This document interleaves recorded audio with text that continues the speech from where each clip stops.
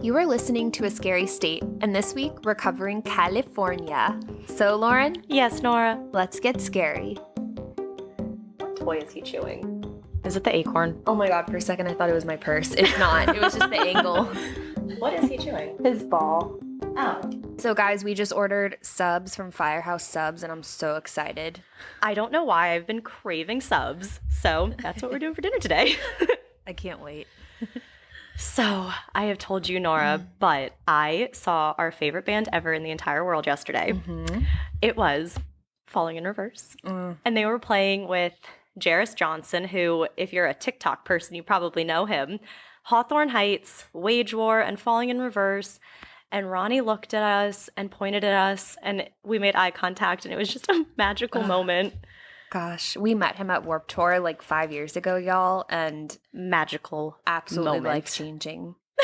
He needs to not have concerts, though, on Tuesday nights. Yeah. But I took today off, which has been great.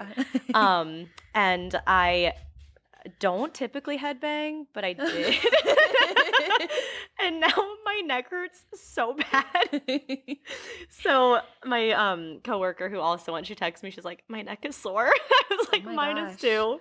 So we're both going to be at work tomorrow, just like neck braces. That's so amazing. Yeah, when I was like 14, I used to go in the mosh pit at Warped Tour. Yeah, that terrifies me. I was like crazy as a little child. We were up in the section where like the moms go when their kids want to be down in the area. So it's like this VIP section at the venue we were at. VIP. That's when you know you're an adult, when Oh you my don't want to be gosh. around the crowd. I know. So there's no crowds. You have a seat. You have a little area for your like drinks and stuff, which we used. Yeah. It was just great. And we're away from all the people. And so you it have, felt like, a a good lot view. safer. Oh my God. The best view, which is where Ronnie made eye contact with me. And pointed. I wasn't there, but I saw the video. Oh yeah. Of course there was a video. So Actually, it was really surprising we got a video. yeah. It was, It was a perfect amazing. timing. Amazing.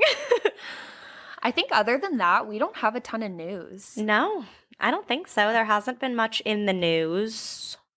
Just some crazy weather here, but, normal some winter crazy stuff. weather. All right, so I guess we'll jump on into it. So, like Nora said, we're talking about California. And California, nicknamed the Golden State, joined the Union on September 9th, 1850, and became the 31st state. It is believed that California got its name from a novel from the 16th century, Las Surgas de Esplandian. The book includes a fictional island called California, and when the Spanish explorers made their way to the Baja California Peninsula, they thought that it was similar to the island from the book, so they named the land California. So some weird laws. Bowling on the sidewalk is illegal. If you are a woman and in the city limits, you are not permitted to wear high heels. And you will be fined $500 if you detonate a nuclear device within city limits. Wow. So there are more than 300 ghost towns in California. I would believe that. Yeah, there's a ton. Death Valley is located in California. It is known as being the hottest place on Earth and the driest place in North America. The highest temperature that was recorded here was on July 10th, 1913, with the temperature reaching 134 degrees Fahrenheit, which is 57 degrees Celsius. On average, in the summer, the temperature reaches 120 Fahrenheit, 49 Celsius in the shade. And overnight it drops to 90 Fahrenheit and 30 Celsius, which is not very cold at all. No. The Manson family's ranch, Barker Ranch, was located in Death Valley. This was the location of their last hideout before they were arrested for the Tate LaBianca murders. And there is a thing that happens in Death Valley called death by GPS, which I'll talk about a little bit later.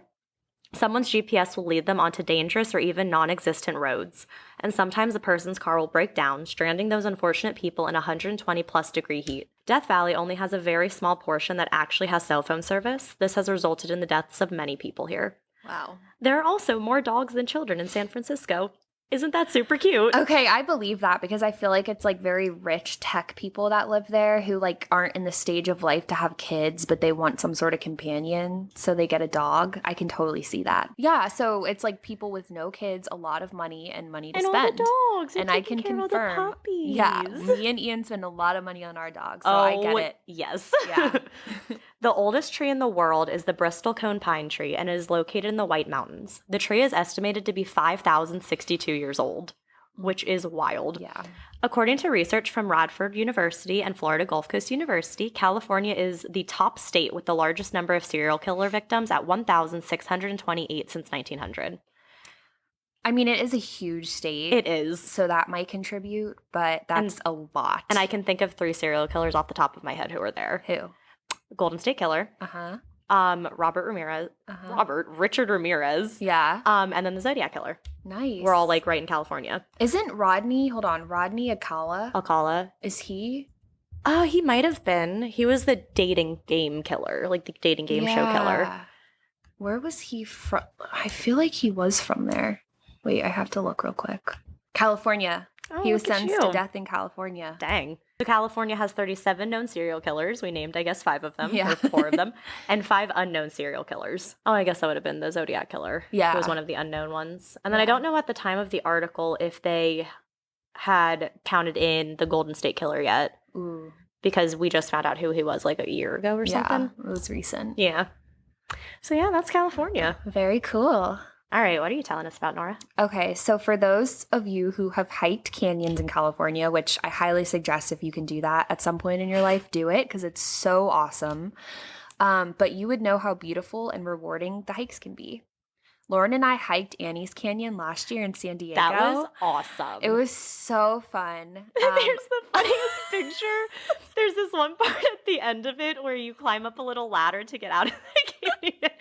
And Nora, I don't know what you were doing to get out, but she has like her feet on the ground. Her hands are still behind her on the ladder. It's the funniest picture. Okay, I will say, as great as that hike was, like I had a state of panic because we had to squeeze between these 2 like boulders, I guess canyons or whatever. Yeah, it was like, you know how canyons, they get like wiped away from the river, and that's what like flood water and stuff. So that's what you go up through.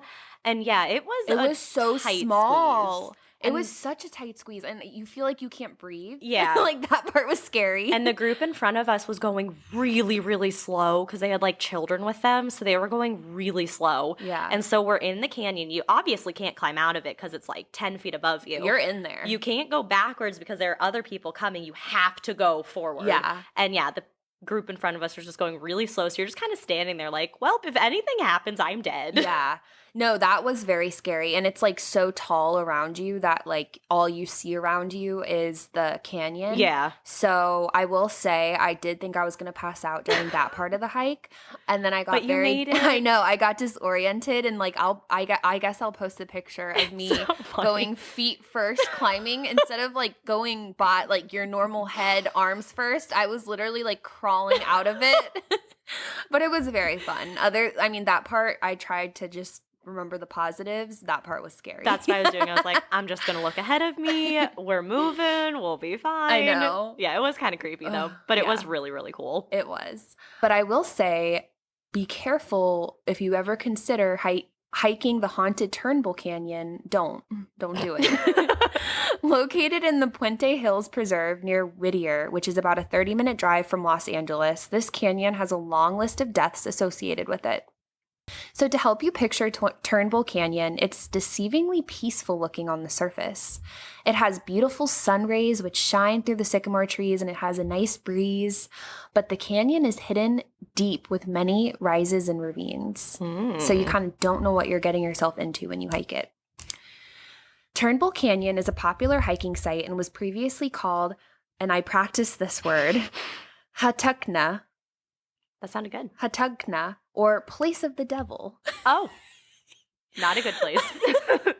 According to legend, the region is haunted by the Indians who were murdered over land disputes, which seems to be a theme of hauntings in the U.S. Yeah. I mean, it makes sense. Yeah, I mean, it's not really a happy history in that sense. It's also said that they were murdered for not converting to Catholicism. Also a common theme. Yep. The story goes that in the mid-1840s, there were many conflicts over the ownership of land in California, which at the time belonged to Mexico, and which the U.S. were trying to annex. Early in 1845, William Workman became captain of a cadre of Americans and Europeans serving with Governor Pio Pico in his fight against Governor Manuel Micheltorena in the battle at Cahuenga Pass during the Mexican-American War. Following the battles against Micheltorena, Pio Pico was appointed governor of Alta California. Pico awarded William Workman 49,000 acres of land, which included what people now know as Turnbull Canyon. Workmen did not get along well with the Gabrielino Indians, who were the original inhabitants of the land. Even though the Gabrielinos would later work for him, it is said that they would raid his property from time to time because they obviously knew the land very well. Yeah. So yeah. And so much land, too. I feel like it would be kind of easy. Exactly, yeah. The Gabrielinos were understandably upset because prior to Workman's arrival, their land was invaded by Spanish conquistadors. I love that word. Father Junipero Serra, a founder of some of the California missions, recounted in a letter the brutality of the Spanish soldiers. He stated, quote, "When the Indian men sought to defend the women, the soldiers killed several with musket balls. Their spirits are believed to be lingering in unrest inside the depths of the canyon, waiting to get out," end quote. According to hauntedlosangeles.blogspot.com, some claim to hear war drums up in the canyon. Oh. Whittier College alumna Hugo Guzman grew up in Whittier and believes in the many tales of the canyon. And by the way, pretty much all of the names throughout the rest of this, except for like real stories in the news, are made up from this article because people wanted to be anonymous. Oh, okay. But he even spoke of an odd experience he had while walking around the canyon. He said that he and a friend once climbed down the ravine and had to hike through bramble to get out. And there was something following them. Ooh. They never saw what it was, but could hear it and feel its presence. Ew. That's the worst. It's like you can't just ignore that like sense that something's wrong. Mm-hmm. And when you're in a canyon, you ain't going anywhere except for the pathway, you know? Yup. And that's why he believes that there are some angry spirits up there. I mean, I could see why. Yeah. Other Whittier residents, though, say that all the fright hype about the canyon is just a bunch of Oscar Mayer baloney. Amanda, it didn't say baloney, but that's what I'm adding that part. Amanda Garcia said that she's heard all the stories about the canyon and still doesn't think it's haunted or anything. She's been up in the canyon several times and has never had any odd experiences. I have a question. Yeah. Okay, so you know how there will be haunted places and people are like, oh, well, I don't think it's haunted. Mm-hmm. Do you think it's just the people who don't, like, notice a haunted place just aren't open to it? Like, you know how sometimes people, when they're more sensitive, they, like, have more experiences and stuff? Mm-hmm. Do you think it's people who are just really closed are the reasons, like, that's the reason they don't experience anything? I definitely think, like, if you don't pay attention, then you're less likely to see something. Yeah. But I also think that maybe those are the people that the spirits will mess with more. Yeah. But I definitely think that's possible. Interesting. Yeah. Because there's always someone who's like, it's not haunted. I know. I've never had an experience. I know. Well, our listener Kat, who had that really scary experience, and she didn't believe that it was a thing. Yeah, so that's true. I guess it just depends, you know? Yeah. Our cat. I know. Hi, Kat. So another person believes that everything that has happened in Turnbull is just coincidence. And this person, Alec, he believes it's just unreasonable that people try to make it out to be a place of evil and that, yes, bad things happened up there, but bad things happen all the time. Okay. So I think he's saying like it's just a matter of perspective. Mm-hmm. So these accounts, as well as a lot of the material that I found, are from the QuakerCampus.org, and they've changed names, like I said. According to that website, when speaking to Whittier residents about the myths and incidences surrounding Turnbull Canyon, a few of them knew of how the canyon was named, which was after a murdered Scottish immigrant named Robert Turnbull. So in the Forgotten Tales documentary series, executive producer John Garside discusses the historical background of Turnbull Canyon. And it does have like pretty crazy history. In the episode called How the Canyon Got Its Name, Garside tells the story of Robert Turnbull, who arrived in California in 1873, where he lived until being murdered in 1888. So this would have been after the U.S. took the land from Mexico. Mm-hmm. He got the land from William Workman, who had originally gotten the land from Mexico / he stole it from the Indians. Yeah. So I'm okay. Robert Turnbull was a shepherd who moved to California seeking to make money in real estate, which a lot of people did that at the time. Mm-hmm. The first patch of land he bought was located in LA near the Macy Street Bridge, which is now known as the Cesar Chavez Bridge. Not long after moving to California, Turnbull gained a reputation as the town drunk. It is said that people who had known Turnbull and did business with him never saw him completely sober. Not a good person you want to do business with. His drunkenness would later be a leading factor in his murder. Around the same time Turnbull was making his way in real estate, the owners of the Temple Workman Bank, William Workman was the captain of a cadre of Americans and Europeans serving with Governor Pio Pico in his fight against Manuel Micheltorena in the Battle of the Cajuena Pass during the Mexican-American War. And his son-in-law, FPF Temple, was poorly managing their business. He was doing a horrible job. So in 1875, the state's economy collapsed and the bank was unable to meet the demands of the townspeople. So this resulted in them being unable to save their business, and the bank was closed in January of 1876. Then in May of 1876, Richard Garvey told Workman that Elias Lucky Baldwin, a landowner investing in the LA area real estate market, was going to foreclose on his property. A couple days later, Workman grabbed his revolver and took his own life. Oh. Yeah.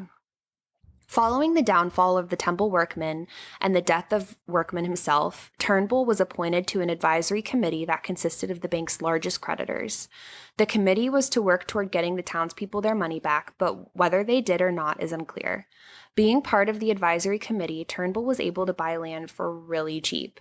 That's when he decided to buy Turnbull Canyon, which he later obviously named after himself because he was just... Because why not? Yeah. And it cost him almost nothing. Ooh. Turnbull liked the canyon because it was a great place for sheep whose wool made a great profit, and it had an active stream. Interesting. Yeah. I mean, those were the things that mattered back then. This canyon is perfect for sheep. I know. In 1885, two Quaker men, Aquila Pickering and Jonathan Bailey, were searching for land in California to start a new colony. They purchased land surrounding the canyon, and seeing that the canyon had the water resources they needed to start their new settlement, they approached Robert Turnbull and offered to buy the land. Knowing the value his land had, Turnbull refused to sell it. For 2 years, the Quakers continued to make Turnbull offers, and in June of 1887, they presented to Turnbull their final and highest offer of $30,000, which is worth a heck of a lot more now. Oh, yeah. That was nearly half the money the Quakers invested in what is now known as Uptown Whittier area. Finally, Turnbull accepted their offer. On January 18th, 1888, Robert Turnbull spent the evening, as he had many others, drinking and getting very wasted. Mm-hmm. On his way back home, he fell off his horse and was arrested for public drunkenness. The next morning, after spending a night in jail, Turnbull returned home with a broken, bruised, and bloodied face. He had been beaten, but he couldn't recall what had happened to him. As a result of his injuries, the next day, Turnbull succumbed to a brain aneurysm that a coroner said was the result of a blow to the head. Oh. Yeah. The aneurysm caused Turnbull to fall off the Macy Bridge into the LA River, where his body was later discovered. Oh my gosh. I know. Isn't that such a tragic death? That's just a series of events. Yeah. Coroners concluded that Turnbull had been murdered. When the Quakers got news that Turnbull had died, they decided to name the canyon after him. So, okay, they named it Turnbull. For some reason, I thought that he had called it Turnbull the whole time, but I guess not. I mean, maybe he was like, this is my canyon. Yeah, exactly. This is what I'll name it. Yeah. You know, it could have been a little bit of this, a little bit of that. Yeah. But they decided to name him after it since he had kindly, been kind enough to sell him the land, even though he asked for an arm and a leg for it. Yeah. But of course. To each his own, I guess. know. It's kind of a mystery to this day about how he actually died. Yes, he fell off his horse, but the type of injury that you get from falling and hitting your head is very different than a blow to the head. Yes. Like, very different. Mm-hmm. I couldn't tell you the science behind it, but that's just what I kept seeing when I was looking everywhere. I mean, it makes sense. Yeah. It's just a completely different angle, everything. And it's interesting to think of who would have done that to him, because he had already agreed to the amount with the Quakers. So it's not like they were trying to get the land. They already had it. The deal was going through. So that's the very bloody transfer of the land over to the Quakers. So we already don't have, this is like our second or third like bad thing that's happened here. Exactly. It went from like bankrupt land to like basically having to give it away for free to like a very sad death, giving it away to the Quakers. So Hugo Guzman, who was quoted earlier and believed in the myths of the canyon, said that, of course, the guy it was named after was murdered. The canyon is a place of darkness. I grew up in Whittier, and it's just a spooky place in general, but that canyon is just a really weird place. Every time I go there, I feel something eerie. Ew. After Turnbull's unfortunate death, bad luck seemed to strike the canyon periodically over the past 150 years. On April 18th, 1952, the LA International Airport Control Tower lost contact with Lewis Powell, captain of Flight 416. The plane was expected to land in Inglewood, California, and the I'll just call it LAX because that's what it's called. Yeah. LAX sometime around 3:30 a.m., but it never arrived. Captain Powell last made contact with the tower at 3:33 a.m., saying that the plane was positioned over the city of La Habra. Several radio calls were made to Captain Powell and his crew, but a response never came. Then, at about 10 a.m. that same morning, a rancher named Hayden Jones was driving around his Whittier Heights ranch when he saw smoke rising from the hills. Ooh. Yeah. Concerned, he climbed up a hill to find flames and pieces of steel smashed into a hillside of the canyon. Ooh, this is giving me chills. That's so creepy. Nearby, residents awoke to the sound of the plane crash.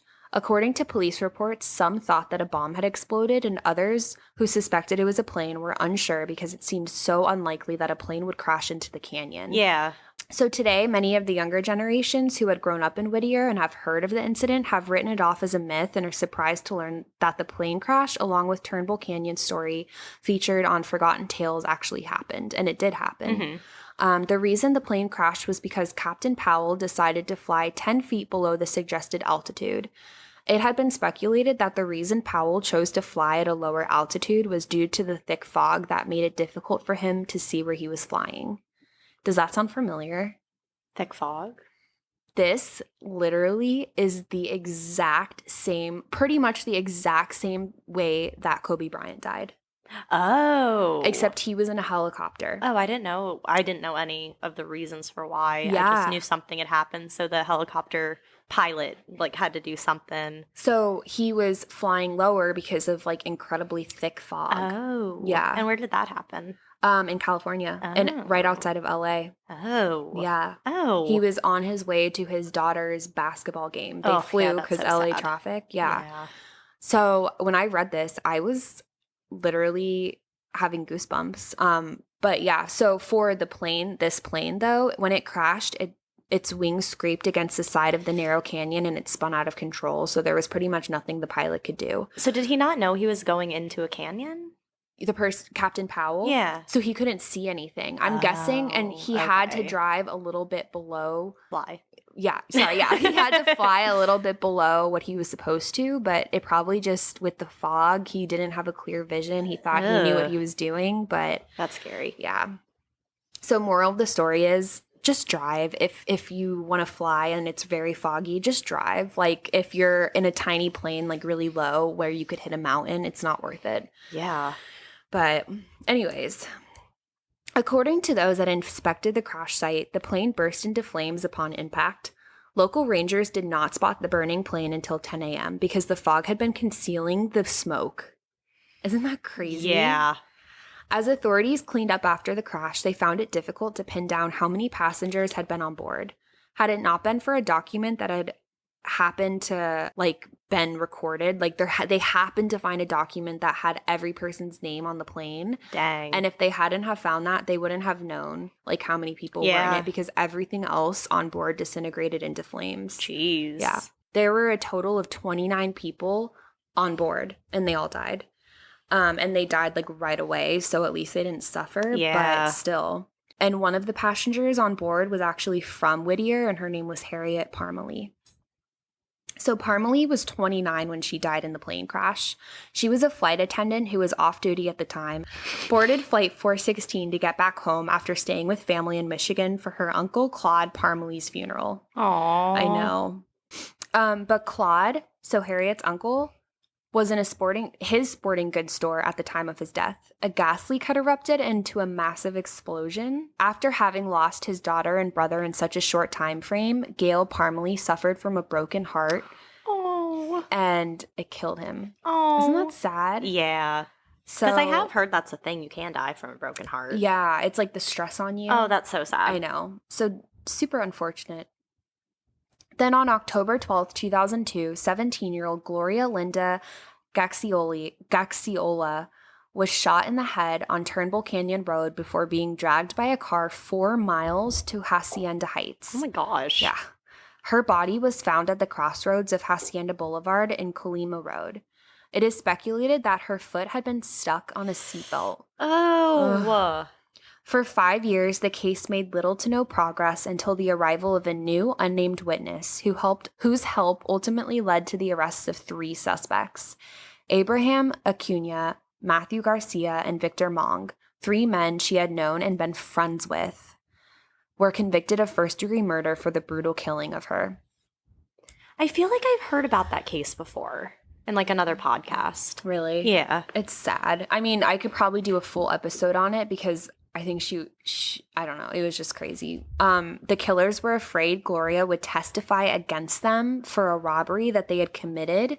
And so they had decided to kill her. Yep, I definitely think I've heard about that one. So wrong. That's horrible. Yeah. And she had witnessed their crime. So she was like ultra, like they needed her to be there. Mm-hmm. Which, I mean, what did they think would happen? That they wouldn't figure out that they had done it? Right. Like, what? Yes, instead of just getting blamed for this like robbery, now you're going to get blamed for murder. Exactly. And the 3 guys had all previously been involved with criminal activity and were eligible to face a lifetime in prison with the addition of her murder. Okay. So they're stupid. Yep.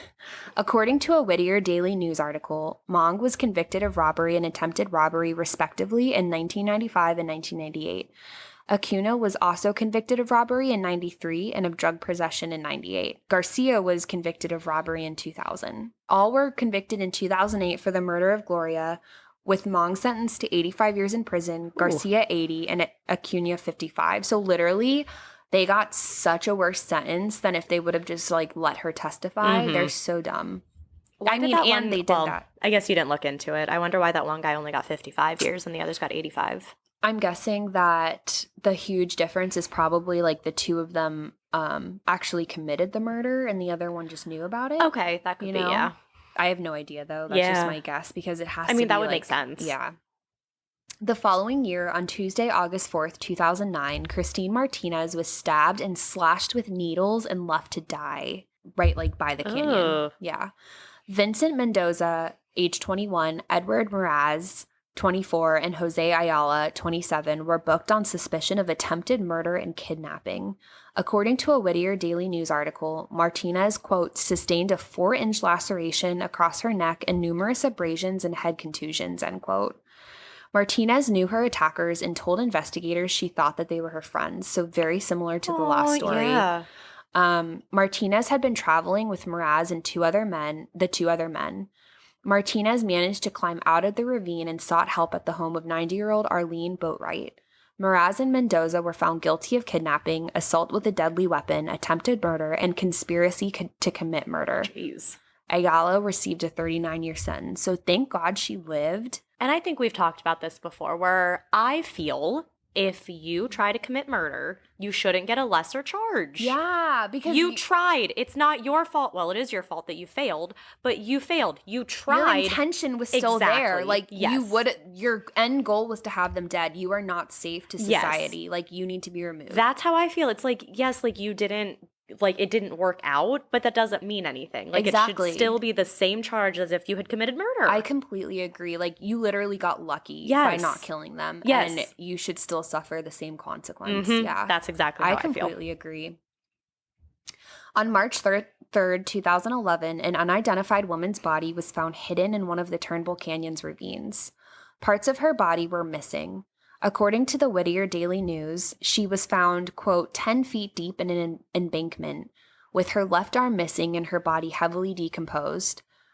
Her identity has never been discovered, which is so crazy. That's sad. Yeah. As horrible as these real-life events were, other tales could not be confirmed or debunked. Some have reported seeing a hanging tree where... trigger warning, some have seen a man can be seen hanging, but he disappears when you look twice. Ew. Yeah. I mean, it could be the branches of the tree. I don't know. I'm like trying to imagine that it's not that. Yeah. Some say that it's the ghost of a man who had hung himself and that he only can be seen at the time of his death. Well, that's interesting. Yeah. One very scary thing that was found were accounts of witnessing members of the Ku Klux Klan. Whittier residents have said that they've seen the KKK once at the top of the road and that they just harassed like the people down below by yelling and telling them to leave. And they had 3 large trucks, and one carried a giant American flag on the back. Many years later, Turnbull would become the site of numerous satanic rituals. What was left behind from the ritualists were paranormal sightings and occurrences reported by both locals and hikers. Between Skyline Drive and Descending Drive, the meandering path is said to lead to Hell's Gates. However, the path is not paved with the skulls of unbaptized babies, nor is it strewn with dried blood or satanic markings, as some rumors suggest. Oh my gosh. Of course, that's what some rumors are going to suggest. I know. Those who hope to come across Satanists will find that the dusty trail leads to a gated fence topped with rusted barbed wire, covered with signs saying private property and beware of dog. These signs attempt to dispel those looking for adventure, but instead further entice reckless individuals to trespass, just like the steps in Hawaii. Yeah. I feel like there's a lot of things like that where it's like you think that these trails are going to keep people away, but they're not. Yeah, especially when it's like a sight or something like to see from, past it. Yeah. The looming ramshackle gates provoke curiosity, and the dense overgrowth makes it nearly impossible to see what lurks behind. Ew. I know. Rusted chains loosely hold the gate shut.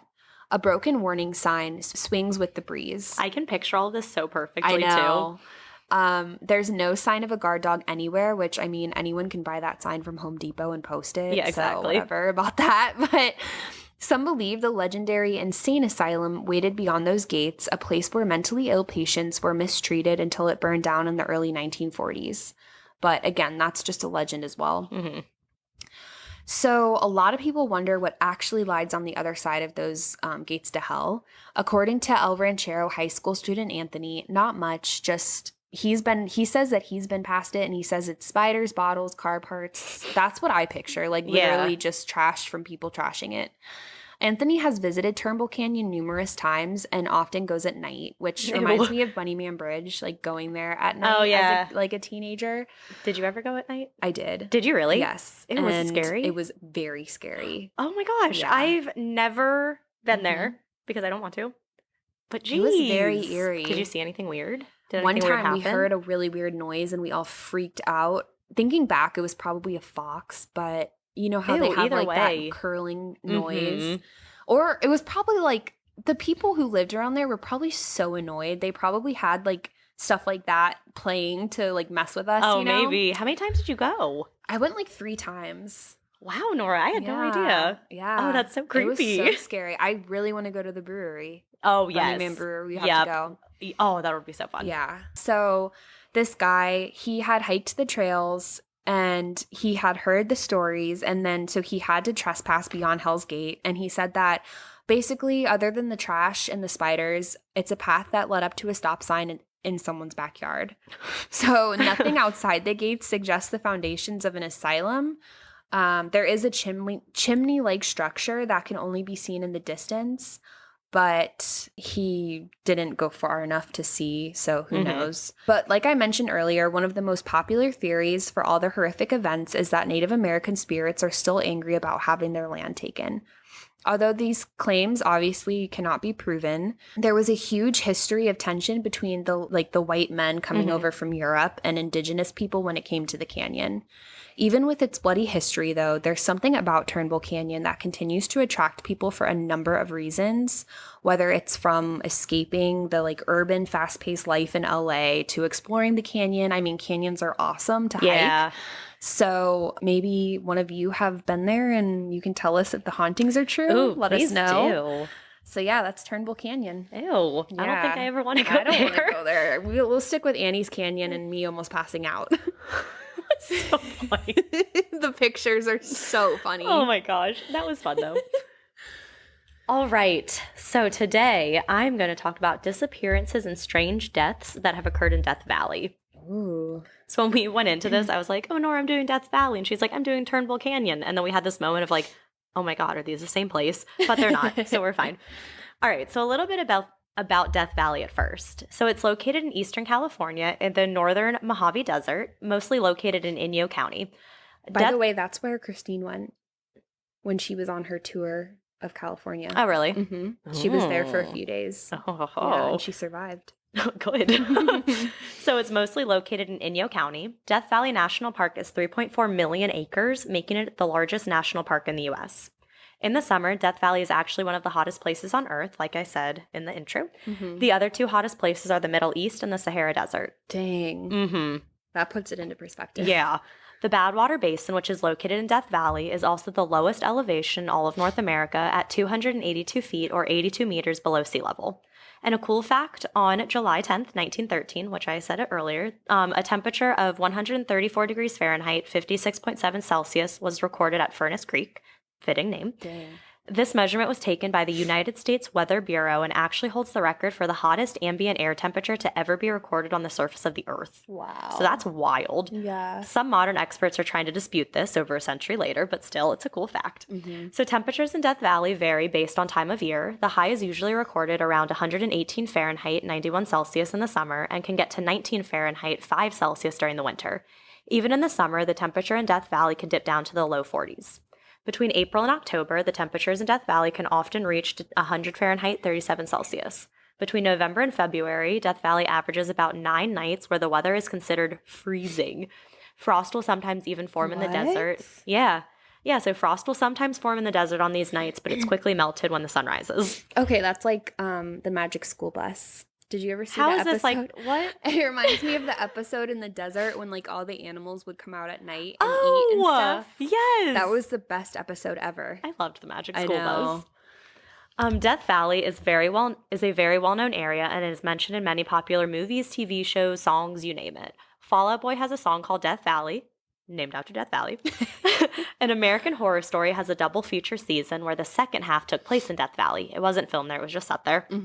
There are also many movies that have filmed in Death Valley. A few examples are Star Wars, Greed, and Three Godfathers.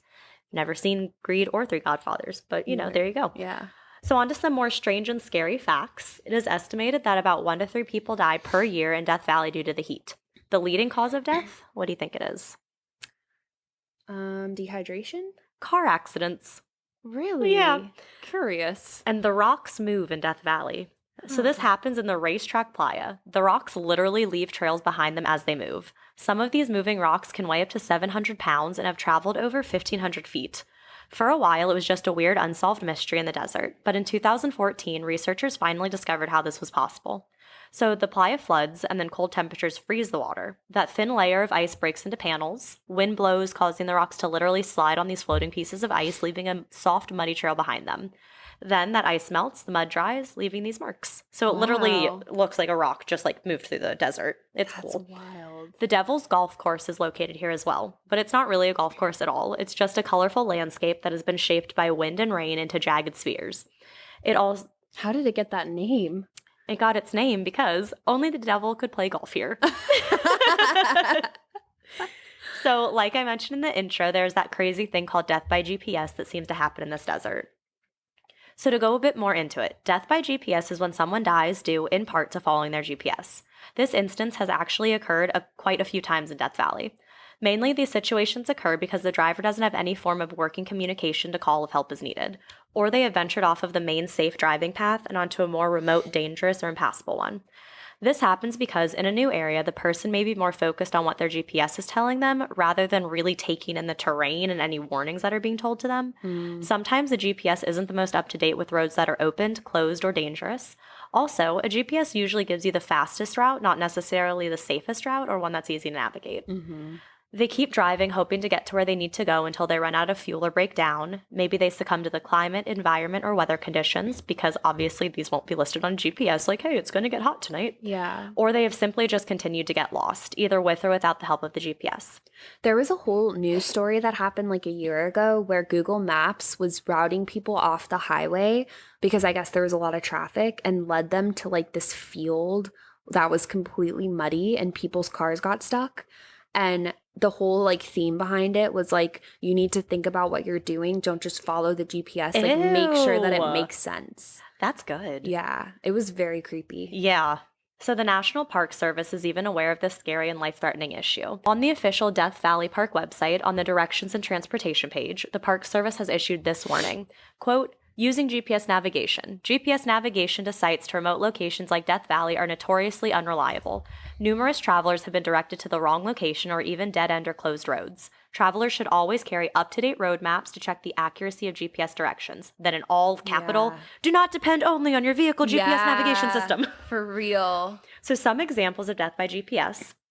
One instance occurred in October of 2015. Regina Mamura and her husband were in Rio de Janeiro, Brazil. I know that's not California, but we'll get there soon. Yeah. And were planning on meeting their daughter for dinner in a beach neighborhood.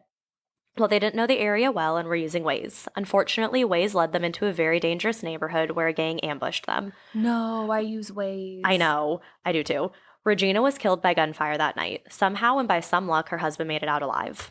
Another instance occurred in March 2015. Iftikhar Hussein was driving in Lake County, Indiana. Little did Hussein know that since 2009, the bridge on Klein Avenue had been closed. Well, I guess his GPS didn't know either and recommended that route as the fastest route. Though there were barriers, orange barrels, and closed road signs, Hussein trusted his GPS more and continued down that road. He ended up driving his car straight off the unfinished bridge. His wife, who was sitting in the passenger seat, died on impact. Somehow, Hussein survived.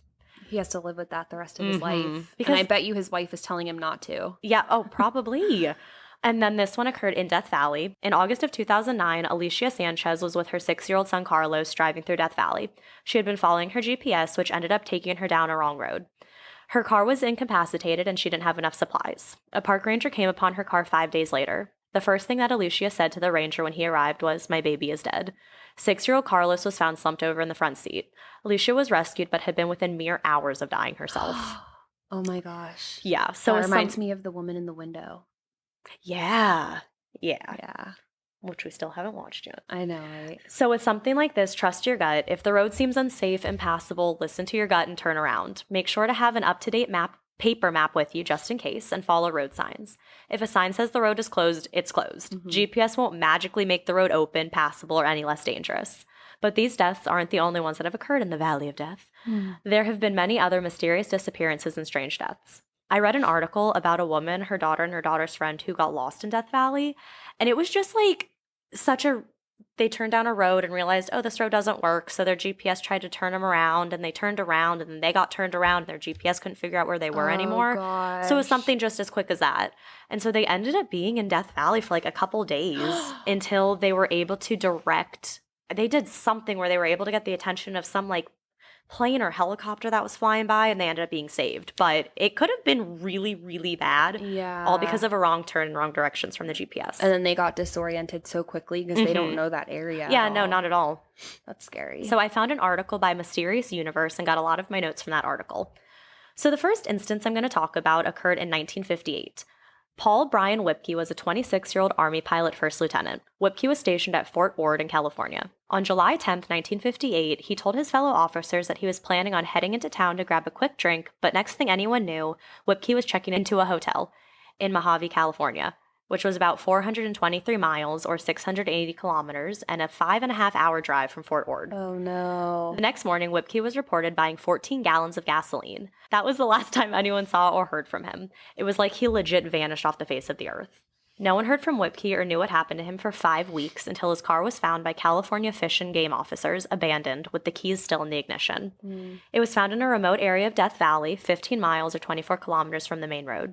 Inside the car, officers found Whipke's dog tags, suitcase, and other personal belongings, but there was no sign of Whipke or anything that indicated where he might have gone. Right off the bat, the Army dismissed the case, saying that he had simply deserted his post. They later claimed that he had died after wandering off in the desert, though there is zero evidence of what could have actually happened. Carl Whipke, Paul's brother, said that he didn't believe what the Army was saying and that the government was acting suspiciously. The day after his brother disappeared, the Army had already started to pack up his stuff, which is not only bizarre but apparently illegal. The next of kin is supposed to be notified of the belongings before they are removed, but no one in the family found out about the belongings till weeks later. Wow. Carl and the rest of the Whipke family never fully accepted the explanation that the Army provided about what happened to Paul. It's such an easy out. Yeah. To just say, oh, he abandoned his post. Okay, then where is he? Yeah, exactly. First, Carl said that it took the Army 8 months after Paul's car was found to actually begin an investigation in the case. And he said that the only way he found out about Paul's abandoned car was because he received a call from an enlisted man who had called Carl about the car. But shortly after that call, the man called back and told Paul that the information about the car was classified. What the heck? Yup. They believe that the They believe that the army is covering something up. Lieutenant Colonel Charles Lewis didn't believe that Paul had deserted the army either. He recalls an event that occurred to him and Paul back in 1957 when the two were stationed in Nevada. He said that two men wearing civilian clothes approached Paul and another soldier. The two men hadn't reported to operations first, which is a security procedure and required. Their identification was checked out and verified, but the agency that the men were part of was not included. Apparently, after that meeting, the men met with Paul several more times over the next few weeks. And that is when people started to notice Paul's personality changing. Now, Lewis believes that these two men were with the CIA and had been trying to recruit Paul and have him go on secret missions. Then, in January of 1958, Paul told Carl that he was going on an assignment to, quote, make a name for himself, but he was unable to tell Carl anything about this mission 6 months before he went missing. This also made Carl believe that Paul had been recruited into an Army CIA program. He believes that when Paul left the base that one day to go get a drink, he was actually going to meet the CIA agents who would then transfer him to nearby Edwards Air Force Base, from which he would then travel to Southeast Asia. As for Paul's car, Carl believes that the Army placed it in Death Valley to, quote, get rid of it. That's when Carl requested information about Paul from the Federal Bureau of Investigation under the Freedom of Information Act. But instead of receiving any information, Carl was told that the files had been destroyed in 1977 for reasons unknown. I 100% believe Carl's story. Carl said this about his brother's case, quote, the government knows what happened to my brother. There are so many questions still unanswered. I would be satisfied even if the government would say they can't tell us for security reasons. But until then, we can't rule anything out, end quote. Of course, theories have popped up about what happened to Paul Whipke. Some believe that he was a secret agent who saw something he wasn't supposed to see and was silenced, or he was out on a mission and was killed. Carl thinks that it could be this theory because, while he was looking into this case, he discovered that his brother may have used the alias Paul B. Whipper for reasons unknown. Others believe that he was a test subject for some military experiment. Maybe he had been exposed to nerve gas or an atomic test or any other number of weird experiments. And of course, others believe he was abducted by aliens. So Carl also found out that at some point that his brother had flown in 5 atomic test explosions in Nevada. His theory about this is that Paul would have been exposed to dangerous levels of radiation. Obviously, the Army dismissed Carl's claim as being supported by the evidence. They did, though, verify that Paul had been stationed at Camp Desert Rock, which is in Nevada, for a period of time as a temporary duty station. So something weird that may support this theory, it is reported that shortly before he disappeared and shortly after turning from Nevada, Whipke had been complaining of not feeling well. He had developed inexplicable black moles and warts all over his body. He also started to appear nervous and uptight, which was very much not how Whipke acted normally. Also, apparently, many of his teeth had been pulled and had been replaced with dentures. He also had been losing weight. So that's odd. Yeah. His status soon changed from deserter to, quote, died in the line of duty. But no answers have come forward. Paul completely vanished off the face of the earth, and no trace has been found of him since. His case still remains unsolved. Wow. The fact that his status changed to that is so telling. To in the line of duty, like that's and how they reacted to it when he first went missing. Like he definitely died overseas doing something. Yeah. The next popular and well-known disappearance occurred in July of 1996. This story would become known as Death Valley German Tourists. Very original. Cornelia Meyer, 27, her 4-year-old son Max, her 34-year-old boyfriend Egbert Rimkus, and his 10-year-old son George Weber were from Dresden, Germany, and were touring Las Vegas and all of the surrounding areas. They had rented a green 1996 Plymouth van that had California plates to have with them during their vacation. Well, this year and this month were hot, as in there was a record-breaking heat wave in this area with temperatures as high as 120 Fahrenheit, 48 Celsius, and these temperatures were still climbing. This didn't deter the family, though, and on July 22nd, 1996, the family of 4 decided to head to Death Valley. But before they got there, they did stop at the visitor center for a book on the valley and a map. Then they set out.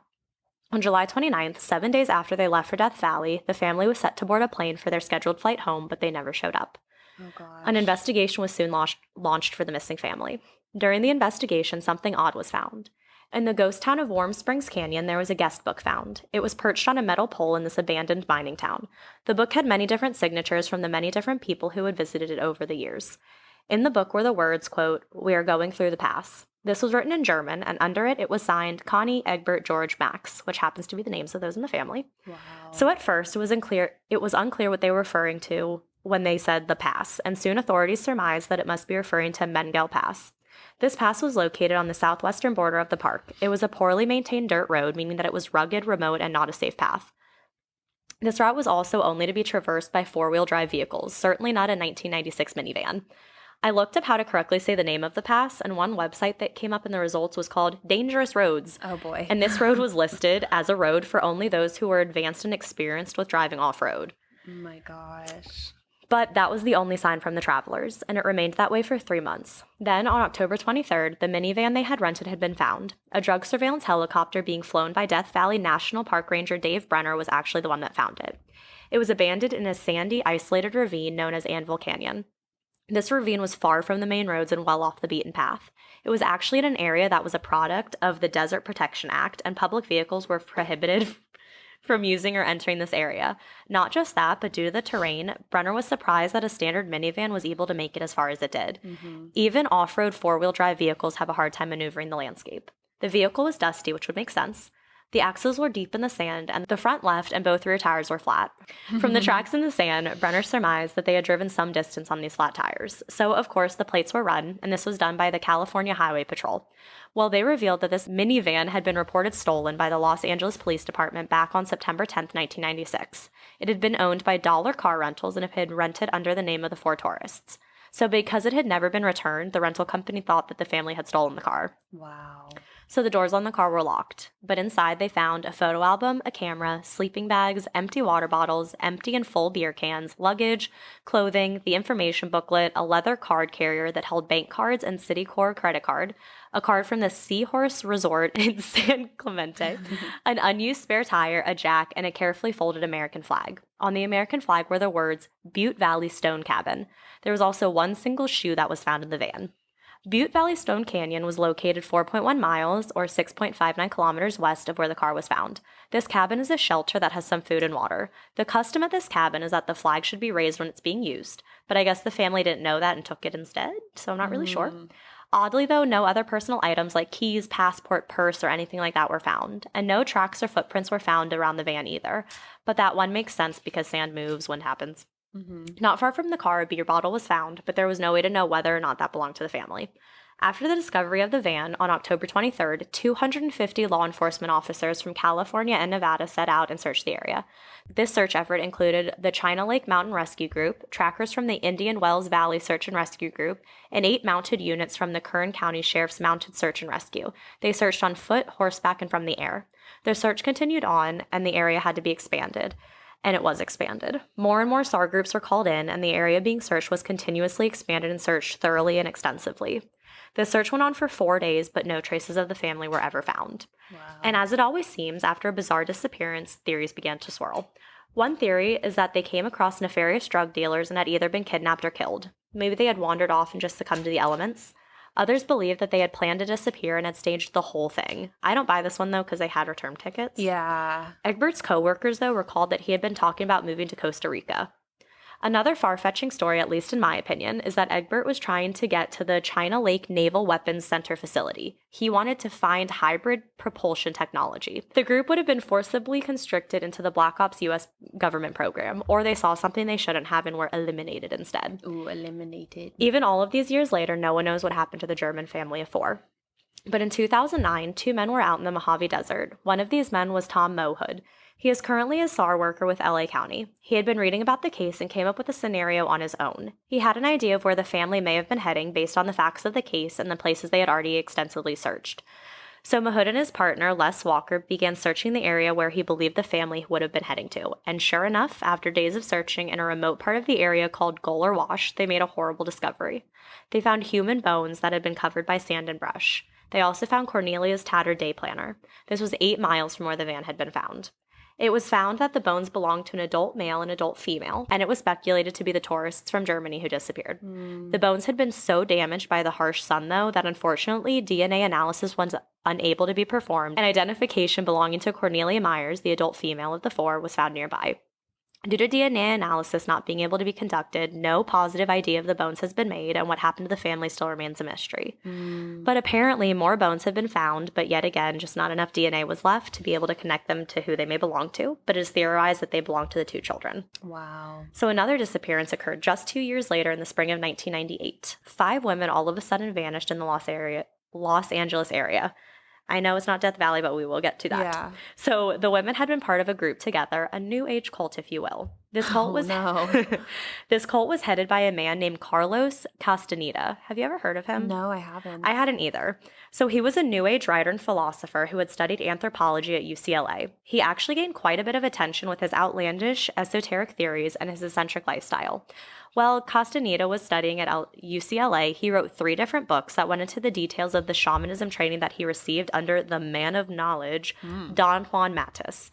Now, these books are considered to be fictional, but Castaneda was awarded his bachelor's and doctoral degrees based on the work that he described in these books. So the books went into the supposed ancient and mystical knowledge of the Native Americans in the 70s and early 80s.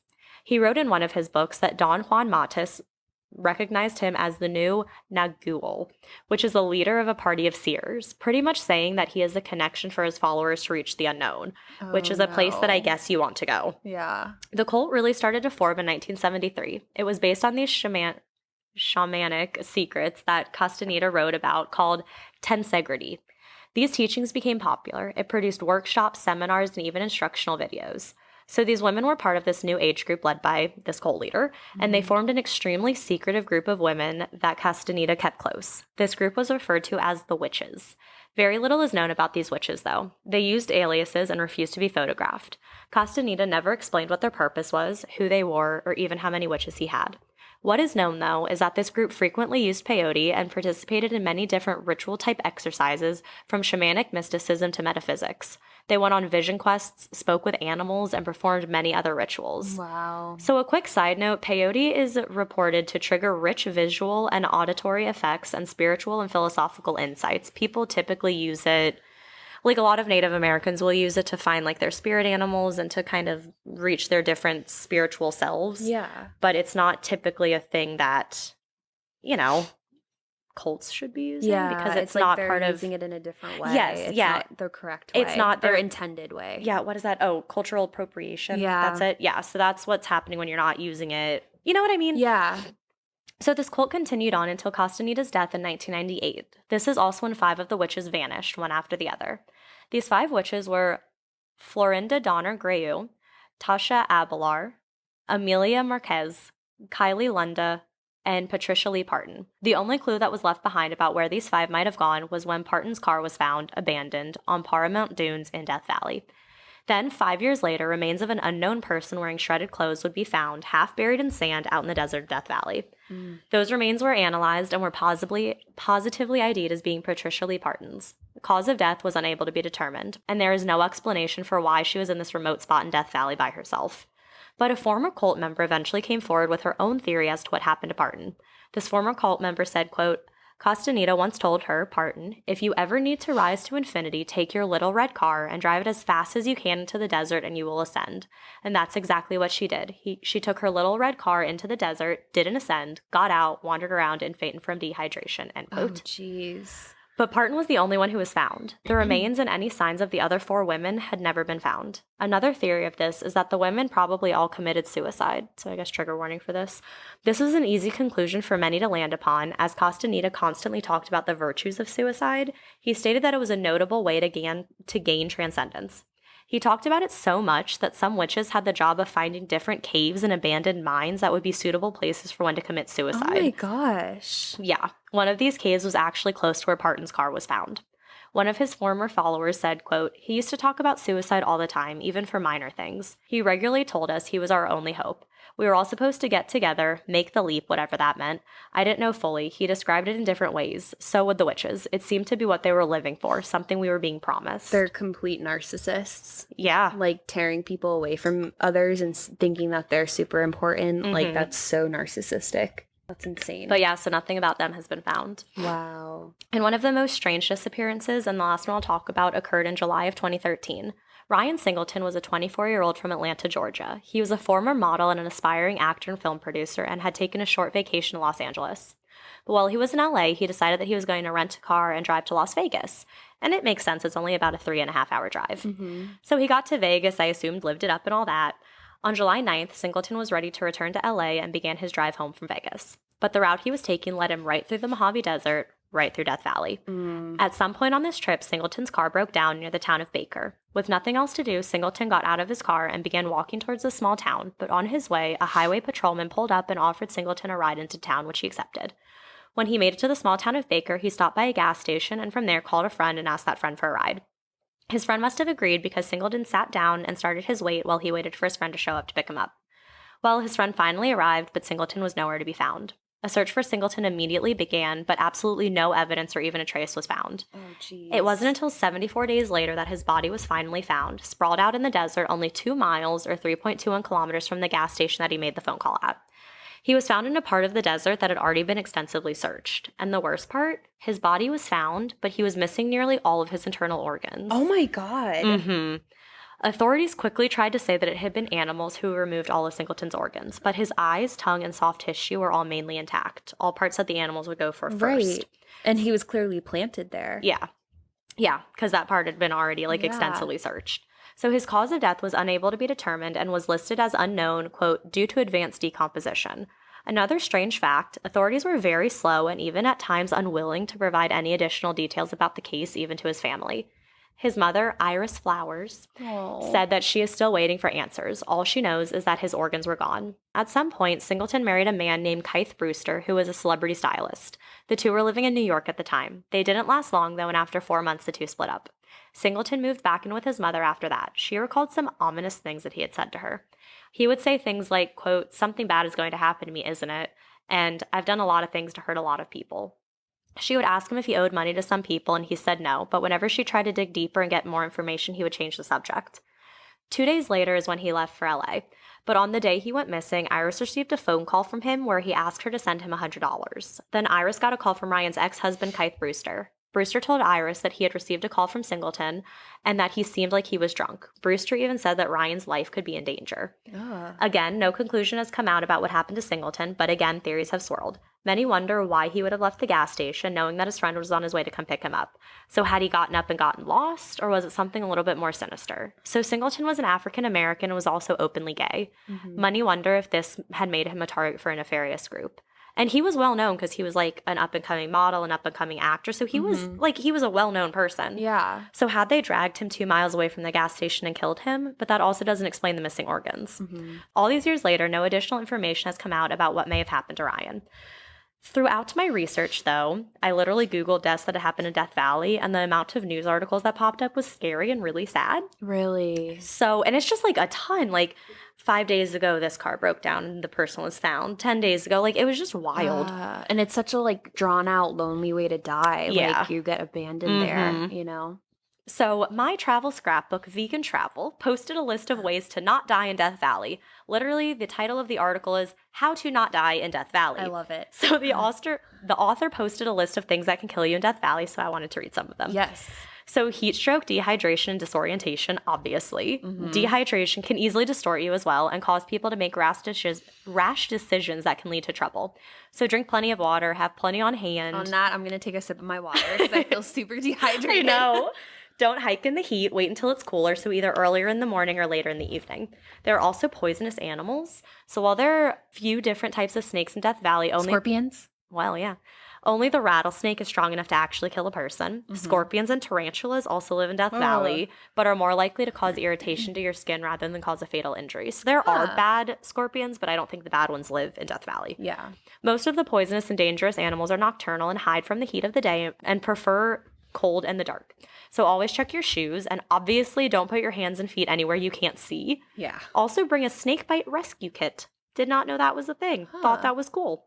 Flash floods are also a really dangerous thing. Yeah. They can happen if a big storm comes through. Not likely, not typical, but can still happen. So always check the weather. Do not set up camp in slot canyons. Make sure to have an escape route if you're hiking in one, and don't try to outrun one. Note to self, buy a snake bite rescue kit. Right. Also, getting lost is one of the main things that happens to people. So bring a map. Obviously, do not rely on your GPS. Make someone aware of your plans and when you plan to be back. Like I mentioned, bring lots and lots of water and stay on the main paved roads. Don't go off.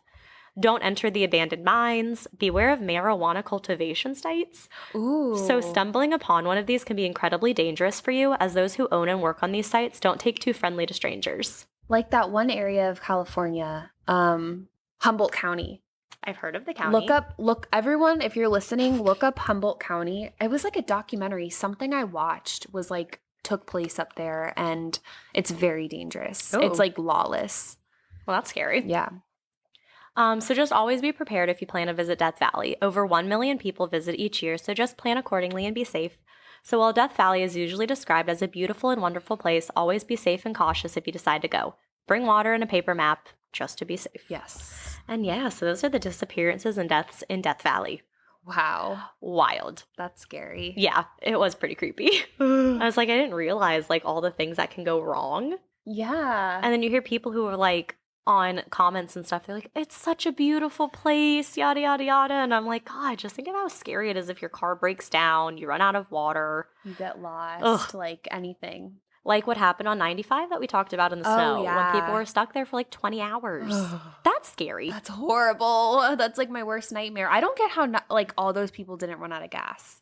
Oh, people did. Really? Yeah, they had to walk. I think it was like 1.5 miles to 2 miles away was a gas station. So people were just filling up stuff to bring back for their car to stay warm. That is so insane. So before the snow here, so when we lost electricity, obviously no one could open their garages. Mm-hmm. So before we were supposed to get snow a couple of days ago, I saw every single car was outside of the garage in the neighborhood. Oh my gosh. We were prepared. We didn't have any like salt for the ground. So I look outside. Ian is in his shorts and t-shirt. Mind you, it is like 20 degrees outside. He ran outside in his shorts and t-shirt and starts sprinkling table salt all over our steps. Seasoning your I thought steps. It was so funny. That I is mean, it so was funny. nice, but also like so freaking funny. Did that actually work? So I Googled it and it does work, but you're not supposed to use it because it's more expensive and it doesn't work the same. Oh my gosh. But we were desperate. That is so funny. All right, well, thank you guys so much for listening. Please make sure to follow us at A Scary State Podcast. That's what we are everywhere. Email us your scary stories at ascarystatepodcast@gmail.com. yes, please. We're trying to collect more so we can do another listeners episode. Yes. And if you are listening to us on Spotify, please rate us on there. A 5-star rating would be amazing, and that would be really sweet. Yeah. Because we have 14 ratings now, which is really exciting. It is exciting. Well, thank you guys. Stay scary. Stay safe.